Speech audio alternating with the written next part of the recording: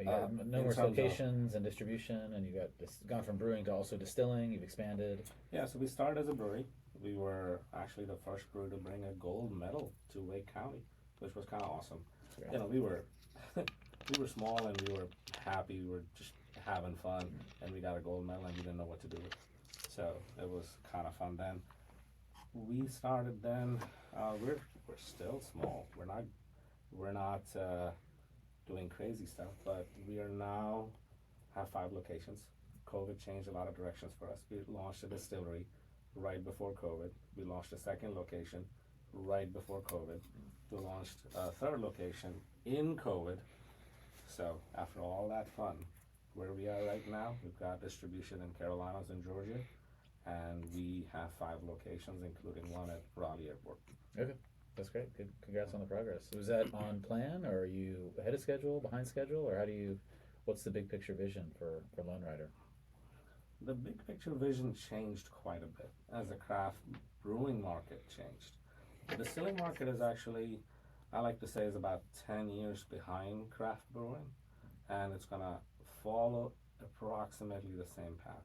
I anticipate all the breweries are going to start doing distilling, as they should. They have equipment, they have expertise, and it's another fermentation cycle.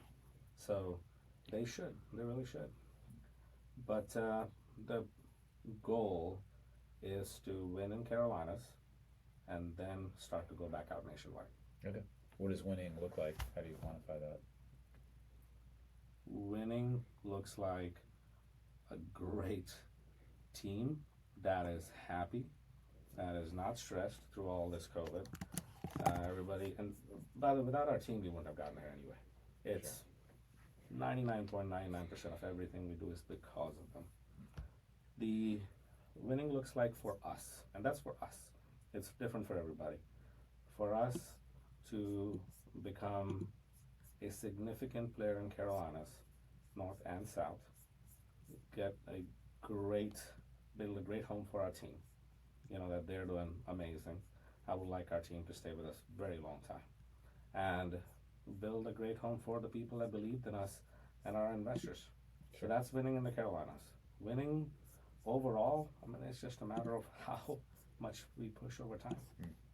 So I feel like I don't know anything about the industry, but I do feel like some focus on the need or the desire to scale, like distribution, and I want it everywhere. Whereas I feel like some of the trend is it's really more experiential, and can you scale that in the same way, or I mean, it's got to be a different business model. How have you thought about scaling the customer experience vis-a-vis tap room, tasting room, whatever, versus like pure distribution? If you had asked me the question before 2015, let's say, our path was very simple: grow nationwide through distribution. We're very focused on distribution.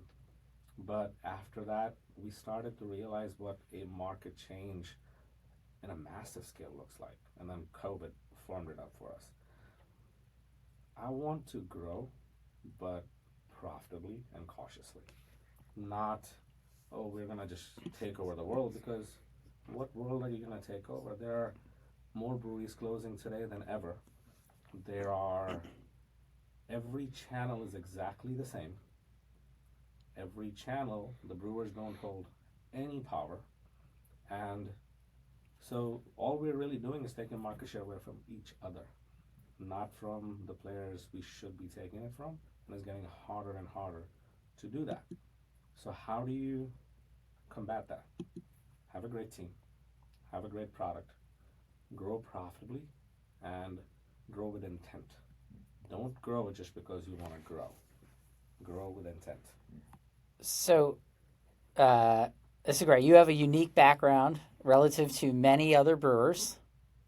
Why don't you go into that a little bit? What do you bring to the table? There are a lot of breweries now, a lot, maybe oversaturation, maybe not.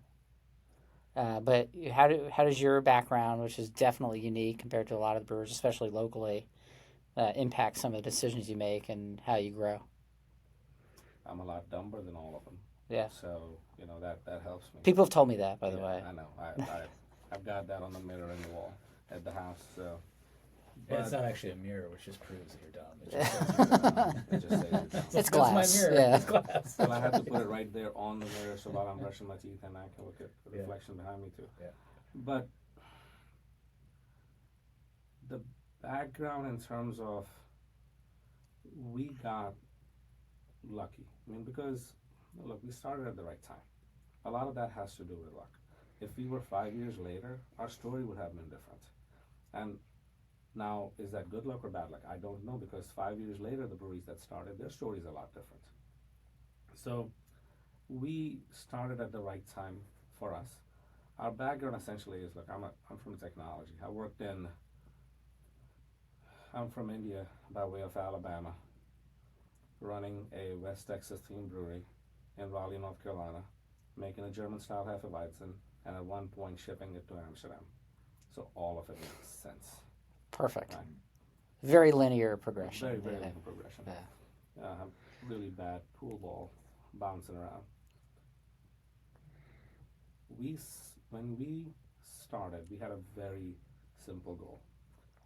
We didn't know what the hell we were doing. We want to make great beer, and hopefully somebody will buy it. Lucky for us, a lot of people bought it. My background is fully technology.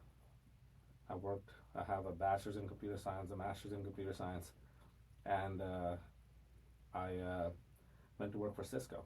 Great company, great job, helped me build up my savings account. And I went and got my business degree from Carolina. That helped as well. The folks I met there helped. As somebody says, if you see a turtle on a post, how did it get there? Somebody helped him get there. I've been very fortunate to get a lot of help along the way. So the unique background helped me to adopt technology first into the beer side of ordering, analyzing data, that the wholesalers liked, that we were able to bring that to the table. After we got to a certain point where we were scaling, what we were also able to do is, because we had built a network in 9 different states, we were able to learn a lot faster and adapt a lot faster. So we, again, got lucky. We had the information and we were able to change what we were able to do when we needed to do it. You've built some, if you could talk about those, you built some platforms that were helping solve some of the, I think particularly on the distribution side and the connection between distributors or suppliers and breweries. Oh yeah, that was a there's a platform called Beverage.io.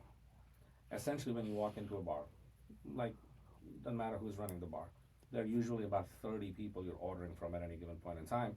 You're either texting them, calling them, or they're calling you, or you're writing the orders down on a piece of paper. And this is before the current solutions exist. This is a while ago. Yeah. We built a platform that you can place one order and it'll go to everybody and they'll fulfill the order when they're supposed to. And now those platforms exist? Yeah, they Okay. have started to. Not like we had imagined. They're not there yet because the industry is old and it needs a lot more adaptation. People have to buy into it. But those platforms have started to exist. Well, there's 2 things I wanted to talk about. One was, of course, kind of taking all that history and and kind of how that translates into the future of our, the Raleigh Durham area and beer culture. And 2 is all breweries now, like you talked about distilling, there seems to be a constant flood of new product hitting taps, like just all sorts of stuff. So I'm curious your thoughts on those products and what you see coming down the pipe in the near future. It's one of the few times that we don't know what innovation looks like. There were several new beer categories created. In fact, the IPA category was created by craft brewers. It didn't exist before that. But beyond the IPA category, there has not really any other category that was created, a full category. Seltzers weren't created by craft brewers. They were adopted by craft brewers, but they weren't created. In terms of what's on tap today and what's coming down the line, what's on tap today can be divided into 2 things. There are things that you absolutely need, and things that you are having fun with. And craft brewers are really good at having fun with things and creating them into beautiful beers. And that's what I love about the business is people coming up with cool stuff. And that's what I like to drink. What's going to happen in the future? Right now, believe it or not, lagers are on the rise again. Yeah. Every brewery that said, oh, lagers, is now going, oh, lagers. So they're coming back.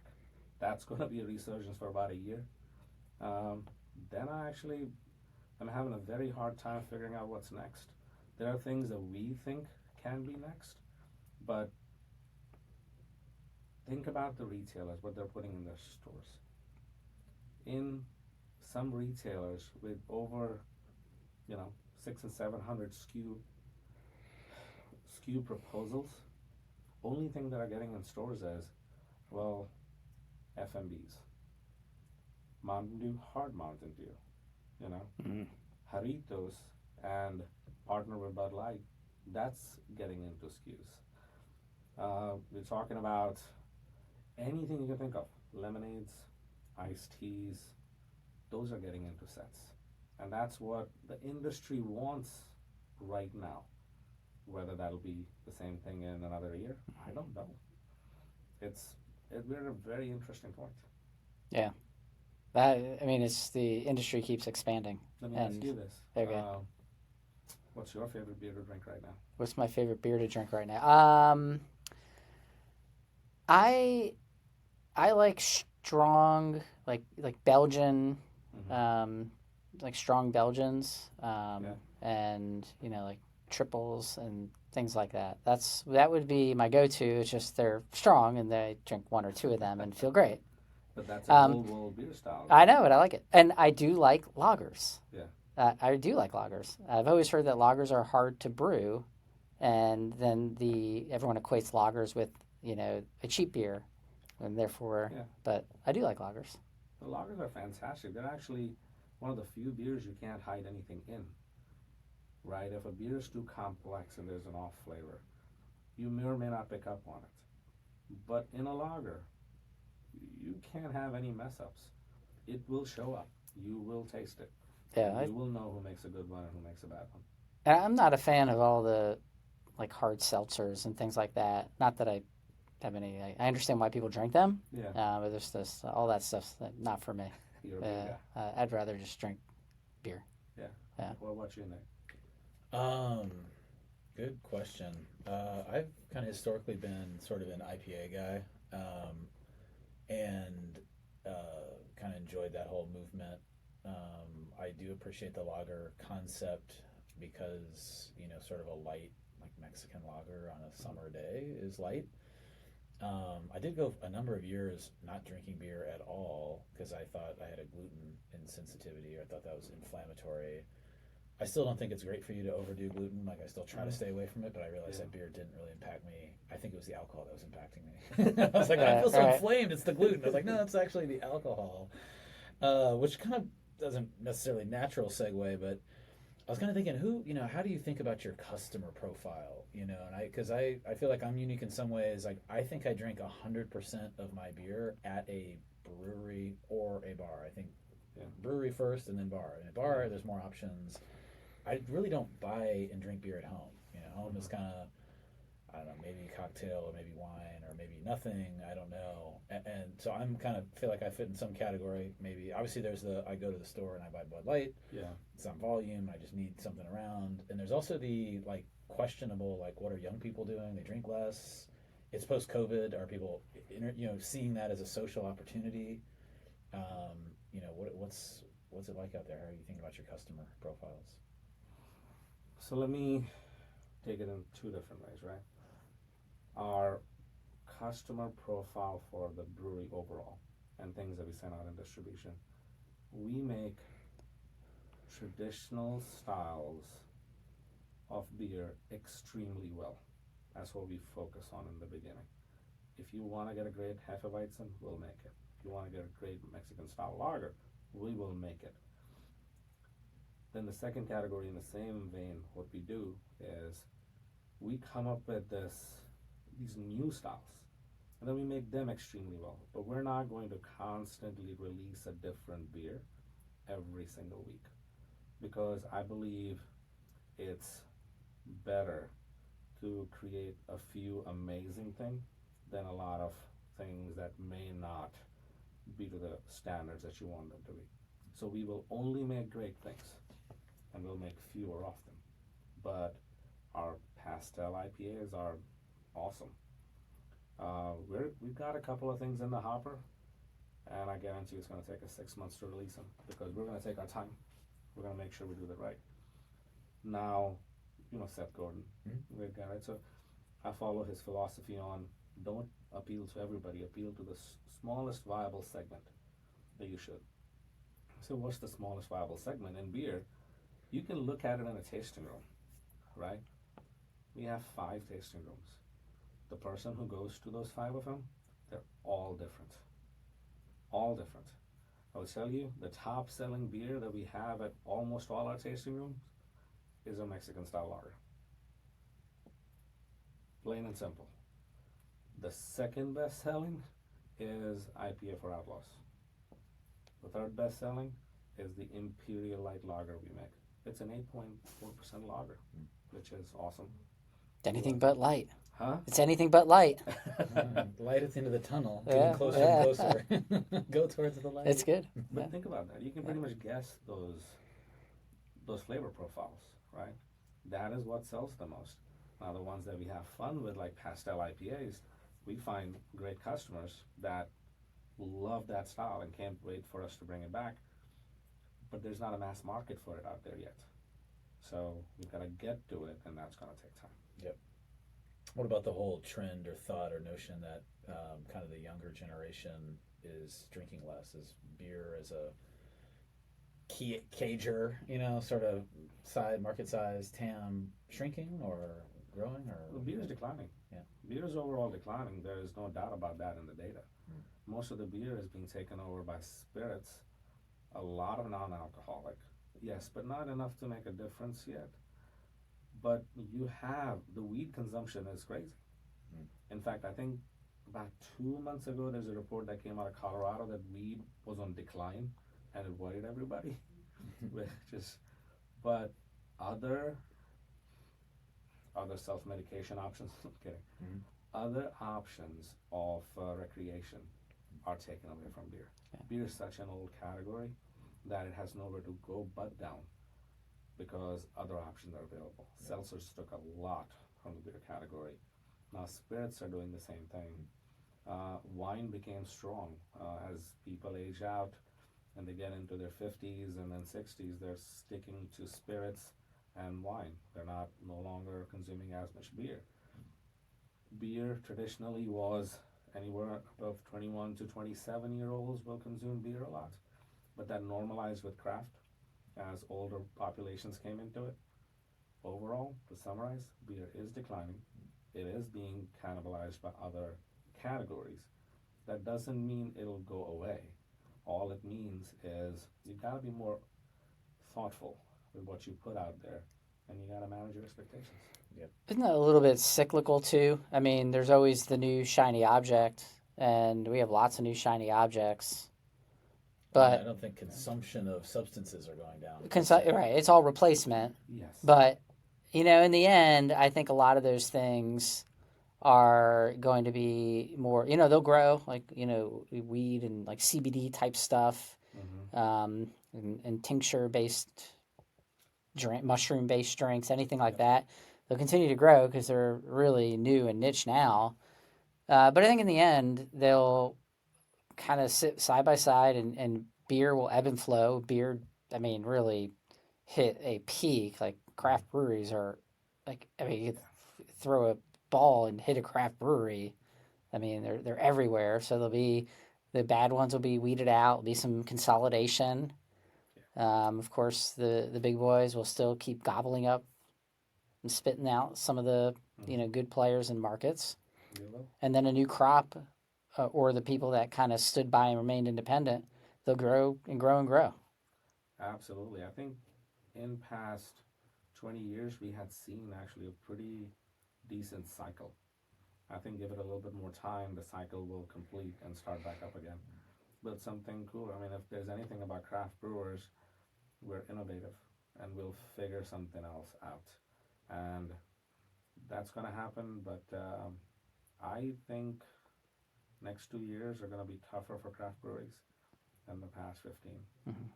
And And if you people, have to zoom out from brewing to food and bev or dining out or bars, is there any sort of merit to the thought that people don't go out as much and that's not where they find community or seek social interaction? I don't know if that's age based or if that's COVID based, but I feel like my firsthand knowledge, at least with downtown Durham and a few other markets, are it seems somewhat sometimes like less crowded, but when it is crowded, it feels pretty transactional. There's not a lot of consistency or regulars or whatever, and I'm just wondering if that moment in time as cities are evolving, or is that kind of a trend?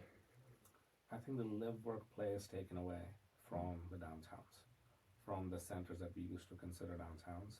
That is definitely happening. Supply chain is a big problem. Buffalo Wild Wings, for example, is the largest consumer of draft beer in the country. They released a report last year talking about softening their guidance on how much craft beer they'll consume. I mean, if you're talking about one of the largest retailers in the country going, people are just not drinking as much craft beer, that tells you a lot that people are not consuming. In terms of downtown, I think the cost has gone so high. I mean, if you just take takeout food, it costs a lot just to pick up food and bring home, Yeah. right? If you go out and you eat and then you drink, I mean, for two people, a decent meal, a few beers, you're getting close to $100 now. Yeah. And that's a lot. I mean, especially in today's economy. Sure. So that is certainly impacting. The COVID parameters are continuing to be there where they were.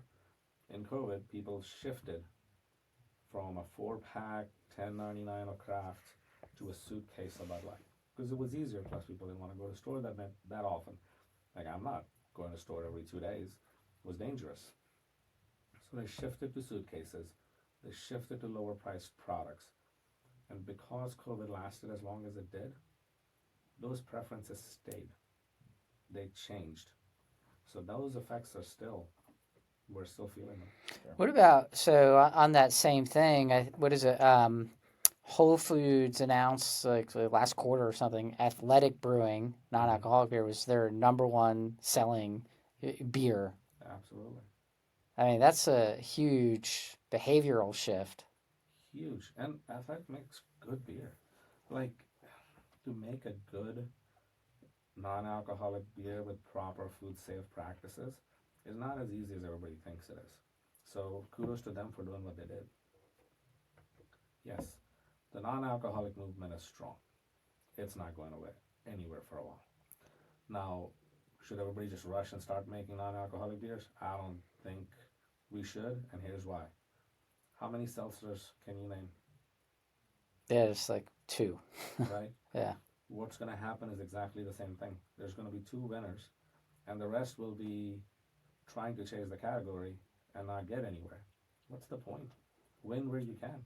Yeah, I kind of, again, thinking about it as a fad. I don't know if non-alcoholic is a fad, but I can't see young people who are drinking Athletic Brewing continuing to drink that into their 50s, like a young person many years ago may still drink a Bud Light or whatever their brand is. I think that's like it's a temporary thing for that individual, and that temporary thing for individuals that might last a long time. Yeah. But I don't think people are gonna be drinking like Athletic Brewing and those types of things for a long time in their life. Yeah. I have friends that used to consume quite a bit of beer, but they've shifted to other. It's imagine if in North Carolina weed becomes legalized, there's going to be a massive hit to the breweries. I don't think we can underestimate that impact. Well, how do you okay, so I'm curious how breweries, I mean, forget the brewing part. I think part of the reason people like breweries is there are very few other social places like it. I mean, it's so great to go to a brewery and feel it's so casual. It's a great way to get connected to other people in your neighborhood or community. And there's just nothing else like it, in my view. I can't think of any other place. Yeah, I always go So, to a local brewery wherever I go. and so how do you start adapting to some of these external trends that aren't, easy? Like maybe you could make a non-alcoholic beer, which I don't disagree with what you're saying. It's probably, risk reward, cost benefit. But what about these other things that you'll likely never make in house, but are important part of like the outgoing social construct? And breweries can be a great place where they can get a little bit of both. I mean, I remember this. This is pre-COVID. CBD was a thing. It was just coming on the season. The regulation wasn't very clear. I believe there was an article in Charlotte Journal or something like that at that time too. I went to a bar. They were serving drinks with CBD in it while the regulation was not passed. So I'm sitting there. Of course, I ordered one. I was like, okay, let me try what it is. And then I asked the lady. I was like, it's not legal, right? She goes, no, no, it's perfectly good. And then, of course, 2 days later, the article came out that you cannot do that. So, fast forward. In a social setting, a person will want what they want, or they won't go there, right? So, if a person wants weed, they would want to go to a brewery where they enjoy the atmosphere and be able to consume that. I don't think the regulation will allow breweries to become dispensaries. So you won't have an option. You'll have to bring your own. What about there's a lot of places now with where you can go and get, THC infused beverages. Well, not a lot, Uh, but there are definitely a number of them around. in I mean, you Ontario? could, yeah, oh yeah, oh yeah, Okay, I mean, if you can start doing THC infused beverages, then yeah, of course, everybody will do it. yeah, yeah. There's a few, and there's a couple of producers. I don't think there's a lot. I think there's two known ones in our area at least. Yeah, we Um, wait for, we're in those kind of things, we wait a little. yeah, it makes sense. We Yeah, we want the regulation to be absolutely clear before we jump into anything like that. yeah. So, nothing against the folks that are doing it, and I'm sure they have read the regulation. We It's just want to tricky. be certain. It's tricky. It is tricky. We don't believe in short-term gain from long-term loss, so we will wait. All right. In terms of the social trend, with weed coming online, which I think is inevitable. I mean, we passed Yeah, I gambling. think so. I think that's probably inevitable. But how, we're not sitting here making the assumption that weed is antisocial. People are just going to sit in their apartments. They're still going to want to get out and enjoy it. Are we saying that now the traffic pattern is going to be there? That particular people with that interest will gather at dispensaries, or is it just going to be more like those are like the gas stations for weed and you still get it and you go consume other places? Like, how will it? I hear you saying it's a risk to the brewing industry in terms of people will consume that over a craft beer if they have the choice and that's their preference. But isn't there kind of like it's both and, like you can get that, it's legal, you can get a beer. Oh, absolutely. Sort of like, you serve wine or spirits, you don't have to become a winemaker just to be like, I want to make sure I have stuff for different people's tastes. We're still going to excel at our things and excel at the experience. Yes. So it's not a depressant to the overall industry of people going out, food and bev, social. It's just like which SKU is going to sell more. Oh, absolutely. Okay. Exactly what you said. On site, if allowed to carry those, then of course everybody will carry those. Because again, you're taking care of the customer. That's the number one priority. Yeah. When a person walks in the door, they believe in you, they believe in the fact they're visiting your establishment and expect something. And most of the time, the customers are pretty cool. The only thing they expect is, I get to hang out with my friends, I get to drink or eat what I want, and have a good time. There's not much than that. Don't mess it up, the basics. The cannibalization is in distribution. So folks that are creating beverages won't suddenly be able to create consumables like weed. they will try to take weed and incorporate it into beverages. That's the only other option. Because trying to do two businesses at the same time, that won't, it's not easy to do Yep. and win. Okay. I can switch gears that it's like sort of independent of the brewing or the industry. So were you doing small business or anything entrepreneurial like on the side or side hustles, or were you sort of sounds like undergrad, grad, MBA, corporate America, and then you just parachuted out to this entrepreneurship journey? Or tell us more about kind of your journey into small business. It was just happenstance. Yeah, okay. It was, if not now, when. It wasn't, I tell people all the time, that the easiest path to doing something is just doing it. You're not gonna get all the knowledge in the world immediately. You're gonna learn on the journey. So yeah, I was undergrad, grad, went to work for a good company, actually transitioned into clinical trials for a while, and then started this, did MBA on the side, and that was it. Just form a company and go. Just go. Yeah. That's awesome. Well, congrats.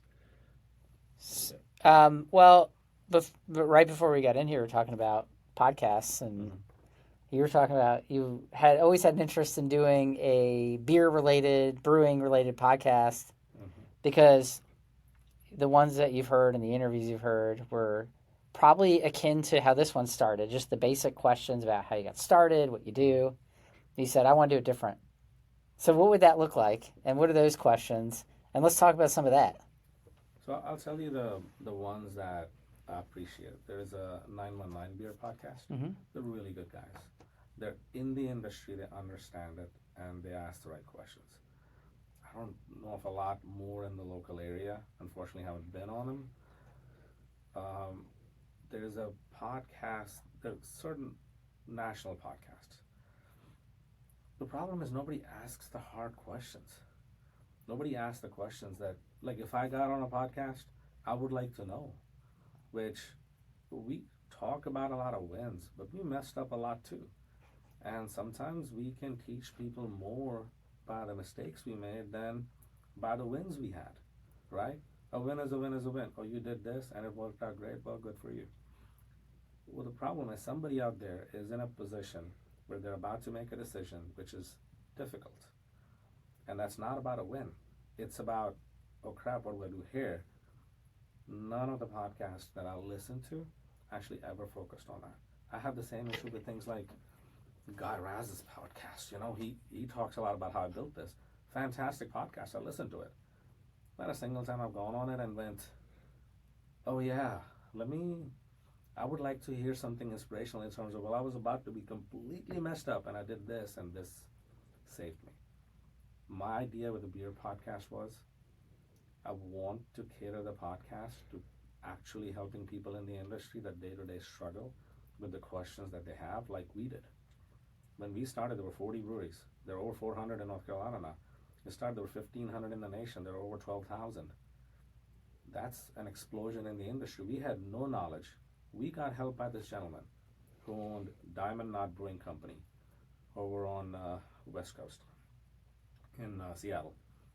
That gentleman helped us so much, asked nothing in return. And all I wanted to do with this podcast was just do that, give back. People who need actual answers, like actual problems. Okay, well, I'm about to decide to go into distribution. Should I do it or not? That's an actual question.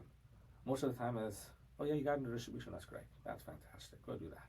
So that was my beer podcast I wanted to do, is something that somebody will listen to and say, I got an answer.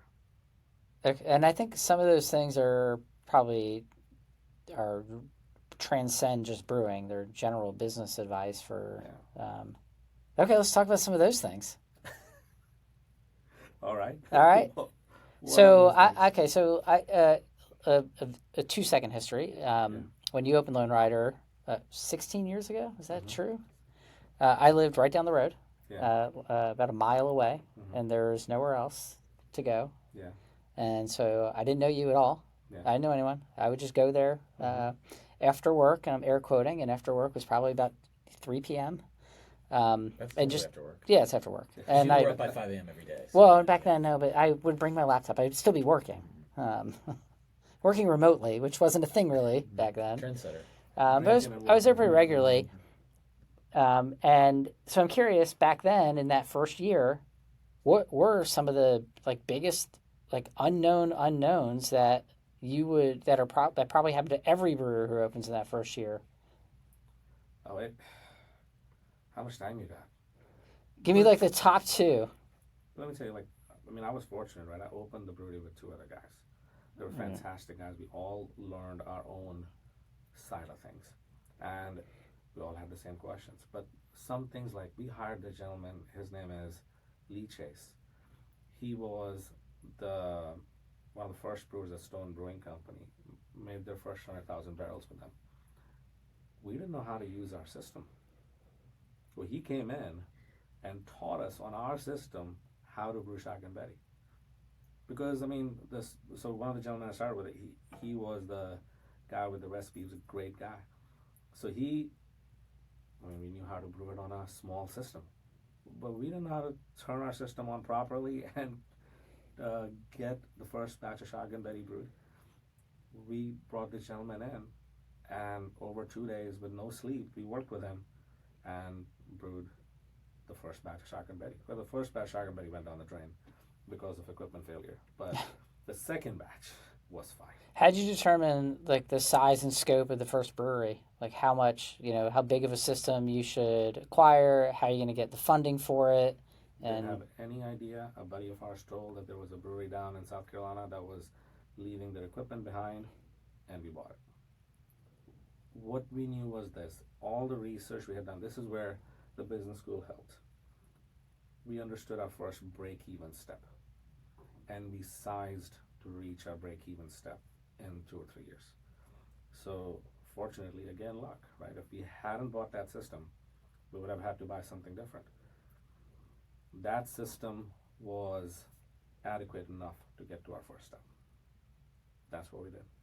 So there is no real like thought of anything beyond just get to this like meet this pro forma break even number, and that thing fell in your lap and kind of worked out.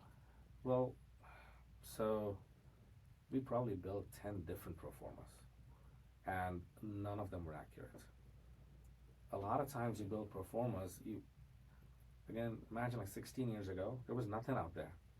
There was no website I could go to and click download a brewery pro forma, and here is how the distribution works.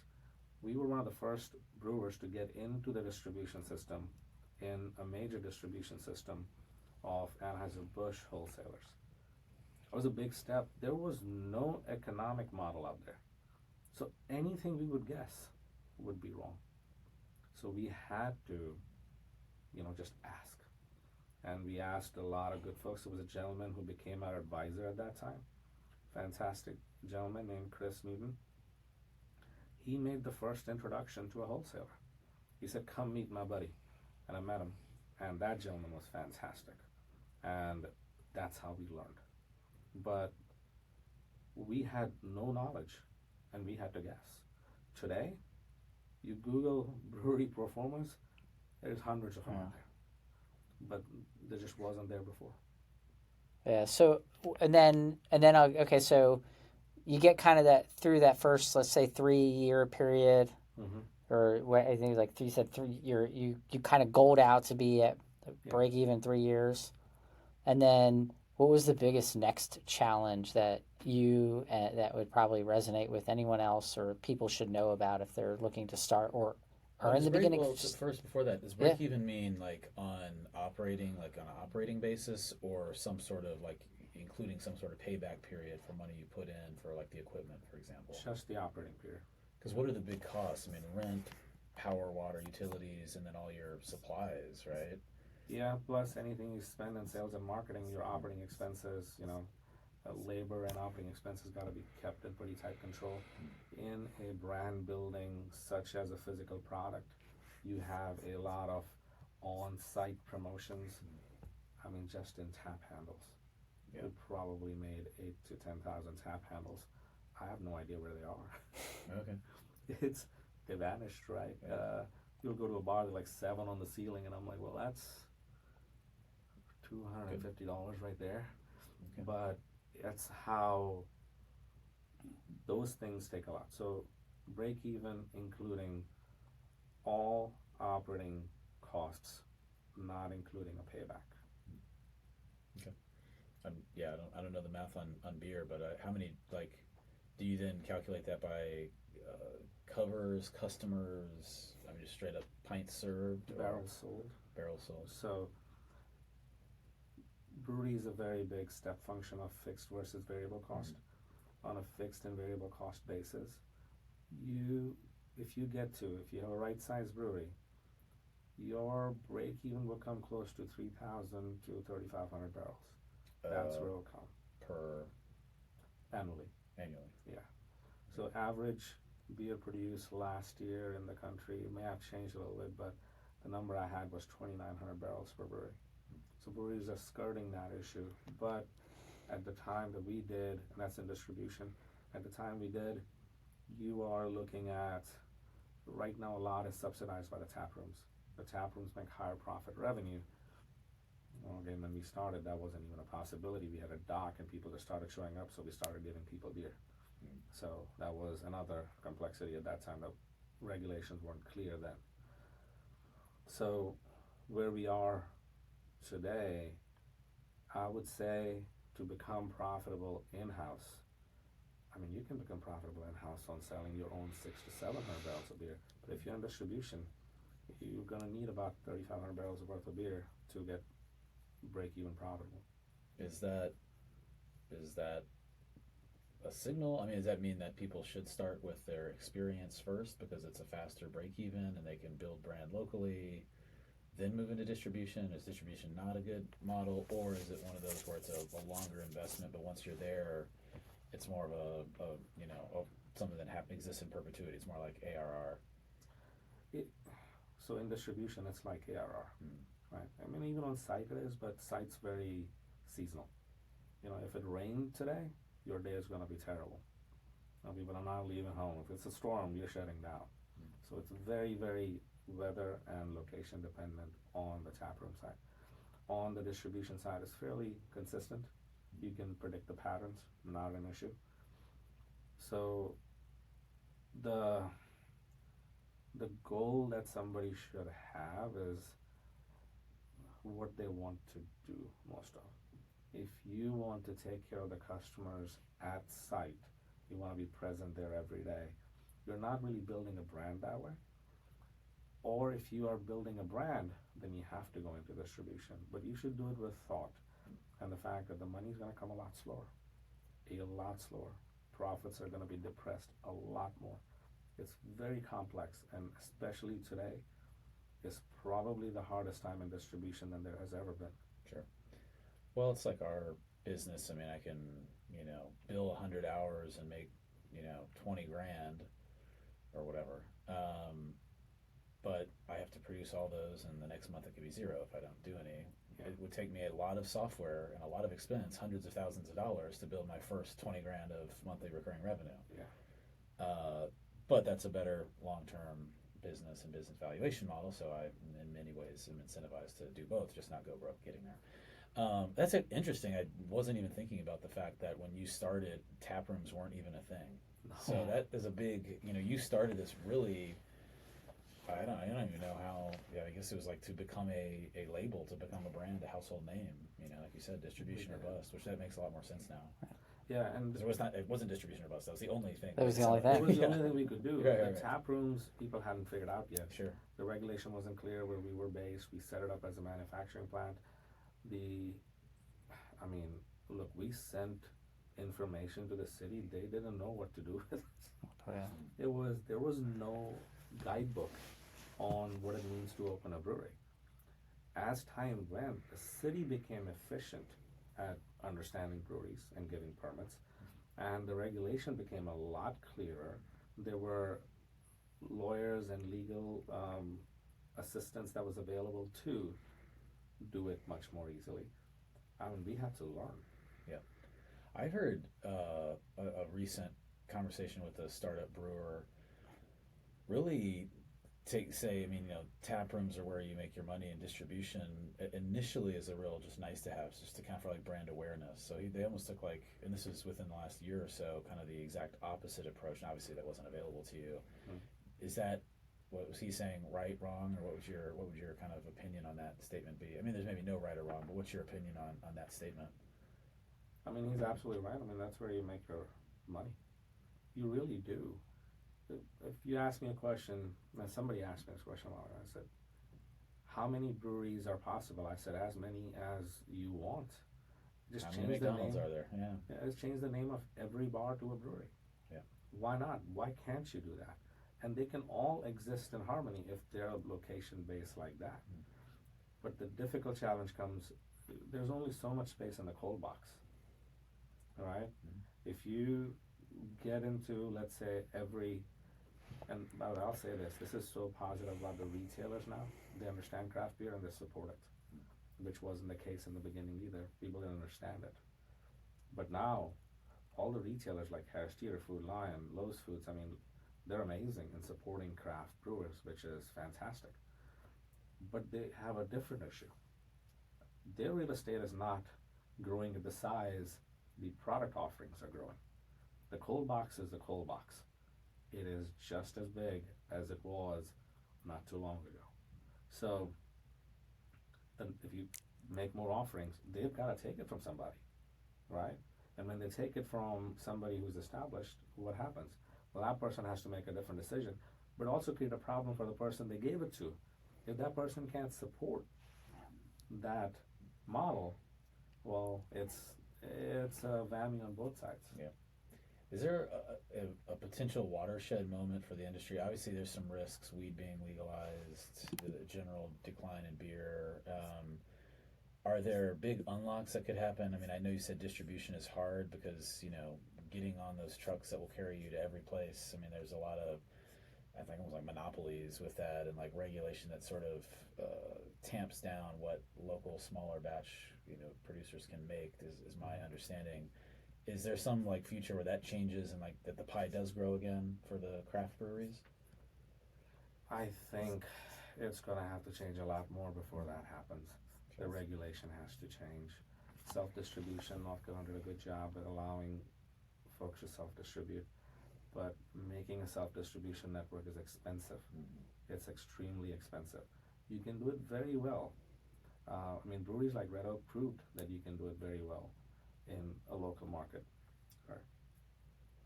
Yeah, and as you think about that, I mean, is there a opportunity? I mean, if you take anyone but your own, do you become a distributor and you're subject to all the regulations? So, yes. Okay. It's very complex regulation around that as well.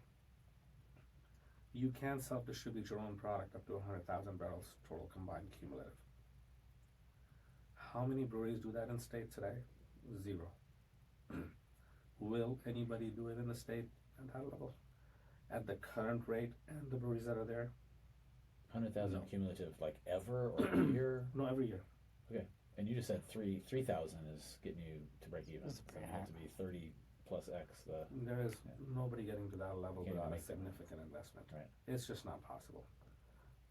The what is possible is for breweries to create great spaces that they can showcase their product. But I'll tell you, now Wicked Weed is owned by Anheuser-Busch, right? People go, does that bother you? I said, no, I mean, they made great beer. Now it's distributed nationally. They made great beer. They started with great beer. They created an amazing experience in Asheville that did not exist. So kudos to them for doing that. Then they made 4 of them. The law stops you at that point. So what they did, they should be, everybody can do that. There is a great location here called the Zinc House. And what they have created an experience. It's fantastic. And there are a lot of breweries doing this really well by creating a great spot for people to come, try the amazing product that the brewers make, and then, if it's a possibility, buy it in the local market around it. So that is the model today.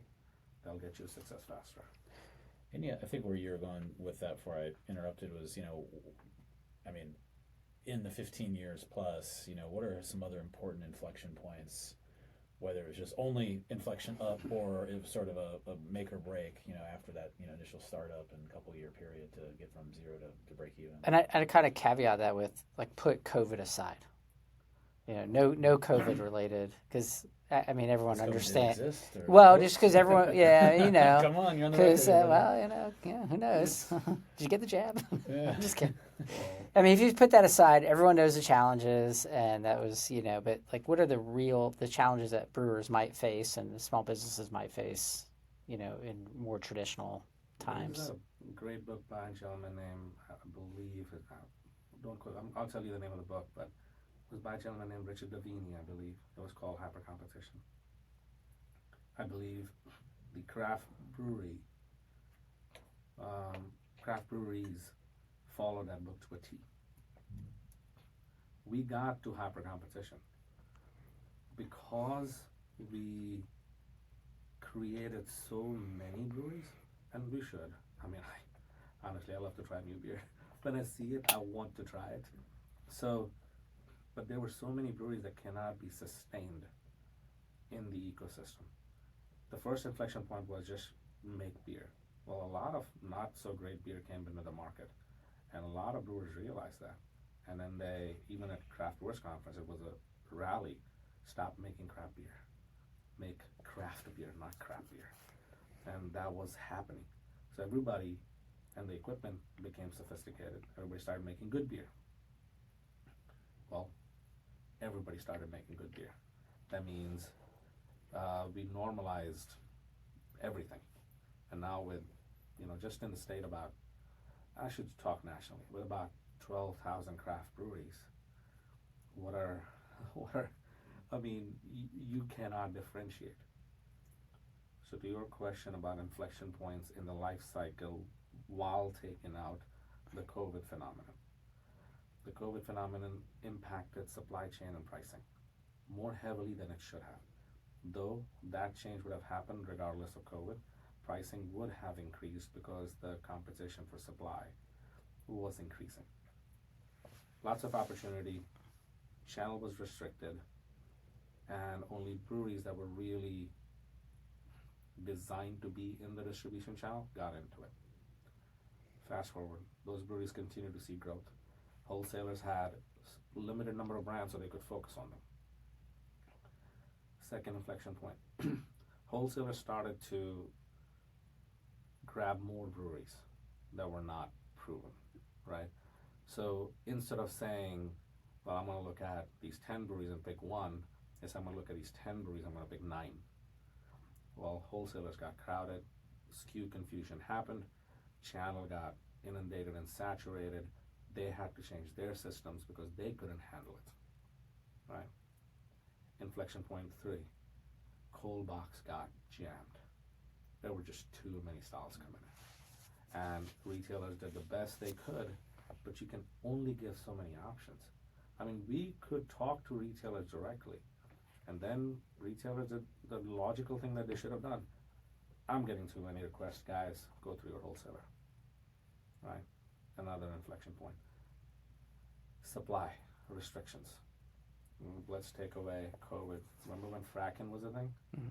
Glass bottles became unavailable because we were using too much sand to make glass bottles. Mm-hmm. So too much sand was going for fracking. Mm-hmm. Another inflection point, constraint of resources happened.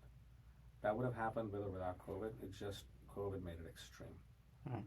And so now where we are is, I think we're at a point where folks are trying to right-size their businesses.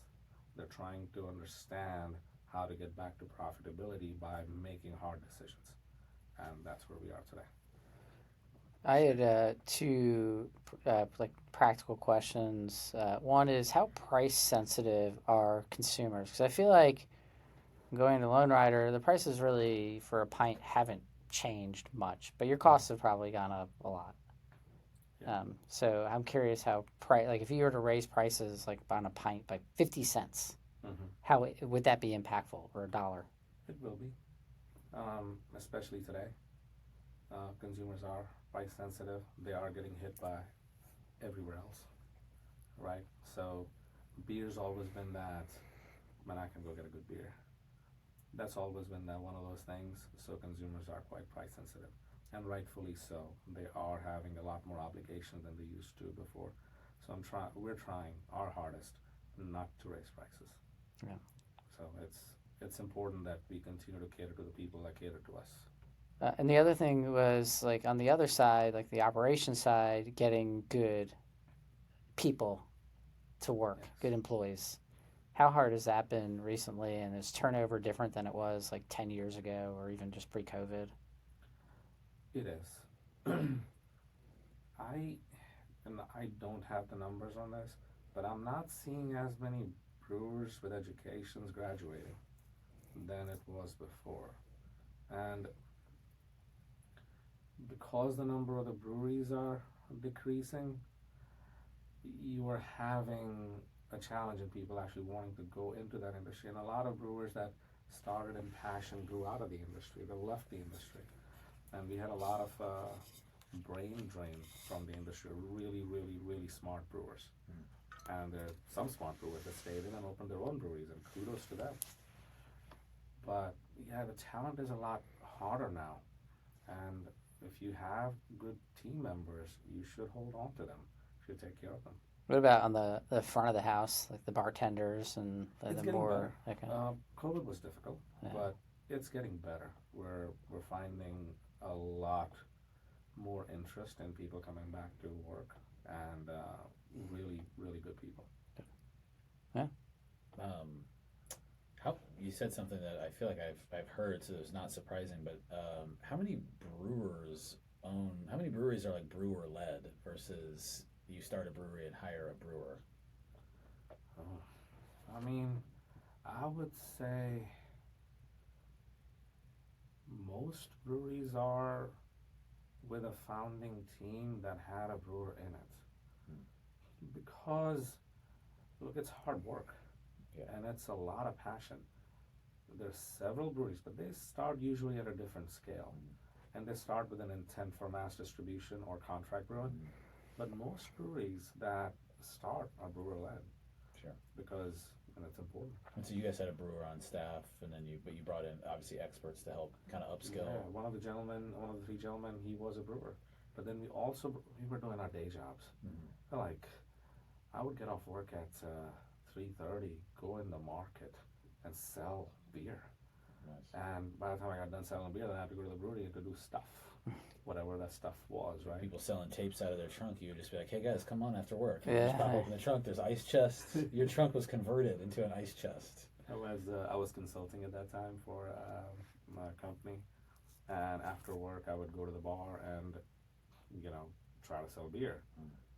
And the guy goes, "Man, why do you always show up dressed in suits? Are you trying to sell me beer or buy my bar?" I was like, "Well, I don't know, maybe both." So I started carrying a change of clothes. So after Okay. I got done Yeah. in the day, I would go and change my clothes before I went to sell beer. Yeah. Okay. Um, how, you've been doing this. You say 15 years or a little longer? Open 15, Open. 16, So construction, 16. all that fun Okay. stuff. Okay. I mean, and so you're, Lonerider is, like I said, a very well known brand. You got a lot of, I mean, tons of, both employees and alumni, I assume, as far as people that have come in and out of your network and world over that amount of time. So you're a large entity, you as a person.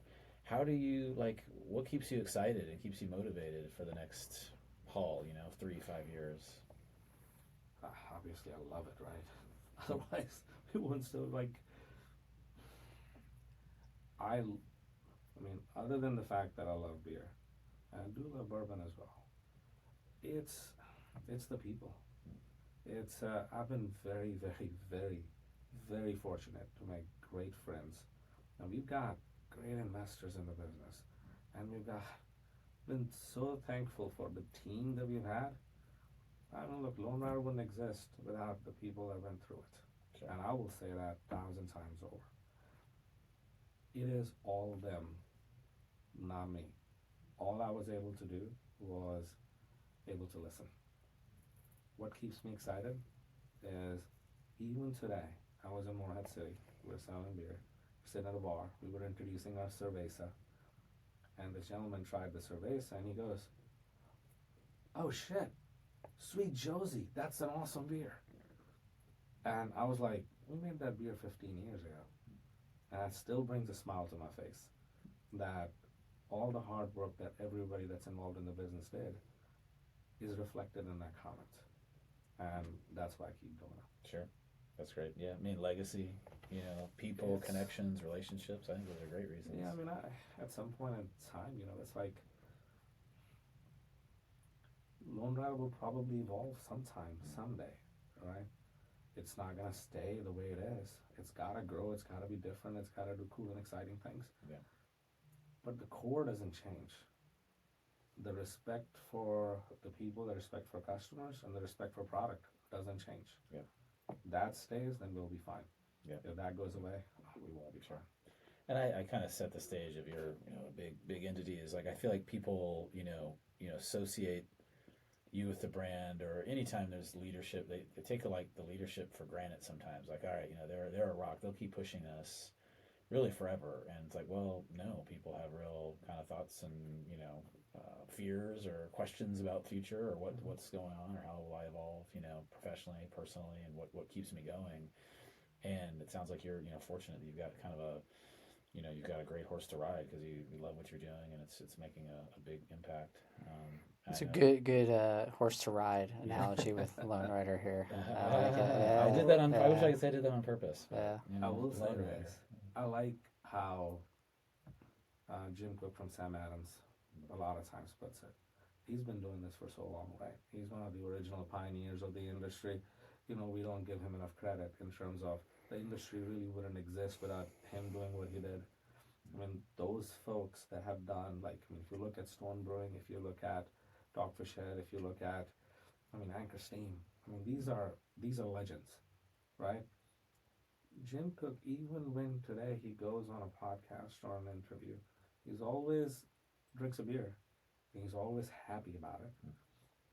Doing it for that long and keeping that enthusiasm is hard. And he's been able to do it. So I always sometimes remind myself, like, I was fortunate enough to meet a great gentleman, Dick Kruger, who was fantastic. They run a family brewery for so long. And of course, they have big partners. Mm-hmm. But for somebody like him to run this business that they love, they could do anything they want. Yeah. But they love it. And I hope I'm lucky enough someday to keep doing that. That's awesome. All right, Eric, take us home. Well, I feel like there could be no better ending than Yeah. that. I'm going to throw one thing out there that I've known to be true over the years. So for people who start businesses, breweries, even these, sometimes like weird things become like kind of have cult followings. And one for Lone Rider, if I understand correctly, is the artwork. You've had people who have come in and just wanted to buy like the posters and have just been very attached to it. And there's something about a brand that can bring that to the table as well without even intentionally bringing it. Yeah. So it just goes to speak to what you've really built in the area. And another way to look at the loyal following is just they love it. So we love the support. Yeah, I'm sure. All right. All right. This is great. All right. Cool. Thanks for coming on. Thanks, guys. All right.